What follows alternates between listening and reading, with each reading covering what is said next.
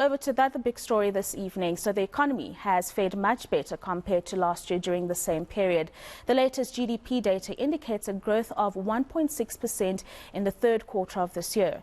Statistics South Africa released these figures earlier today, highlighting some of the key sectors that have contributed to the latest stats.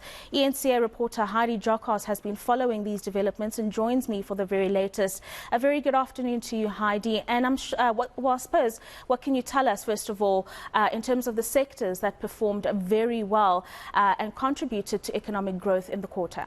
Yes, so I think what's really positive news here, Ropi, was the fact that our economy grew by 1.6%. And I think if we had not seen that growth, the country would have been in a technical recession, given quarter two was in a negative. But luckily, we're not in that. And I'm glad we're bringing positive news, because we're always the bearer of bad news. But it seems as though agriculture contributed the most, or had the most significant growth for quarter three of this year. Surprisingly, almost 20%, which is something that I think took many by surprise. Another important factor is that the transport sector also did significantly better. But I think the biggest one that many were looking out for was manufacturing and construction.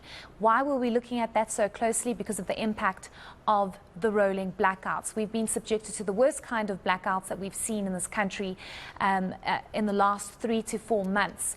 We got a chance to actually speak to a business owner who says the numbers that were released by Stats SA don't necessarily speak to the reality of what businesses are facing on a daily basis. With the rand, with the volatility when it comes to the rand, the rolling blackouts, inflation, interest rates, they are not seeing that positive economic growth that has been reported by Stats SA. We've got a chance to speak to one of the business owners. Let's hear what he had to say to us. When it comes to small business, we don't see it. Look, with the weakening of the rand, the rate of exchange, the blackouts in terms of load shedding, and the rising and the inflation rates, we're actually finding it a lot harder to come out on a daily basis. Also petrol prices going up and down. It's just a knock-on effect from suppliers and the price of raw materials, and it's just becoming harder to operate on a daily basis because of all of these increases that we face. I think when numbers are based, it's always based on your big manufacturers. It's not on the small guys like us. I think we get affected a lot more because we don't operate. We operate on our own income. We don't have funding from anybody. We operate on our own funds. So, yeah, the small manufacturing, small business, I think gets affected a lot more than what your big manufacturing would be. So we've heard the experience of that business owner when it comes to issues around load shedding and other cost pressures that they face.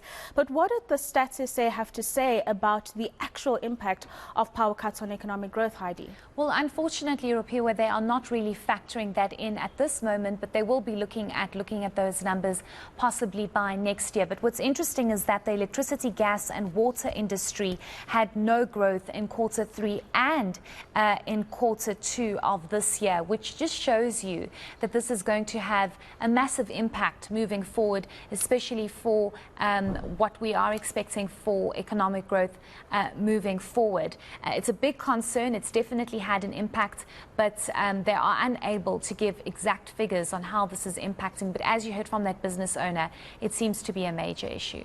Thank you very much for that update. That is Heidi Giokos, who was following the GDP data that came out for the third quarter, showing surprisingly positive numbers. Here's a look at how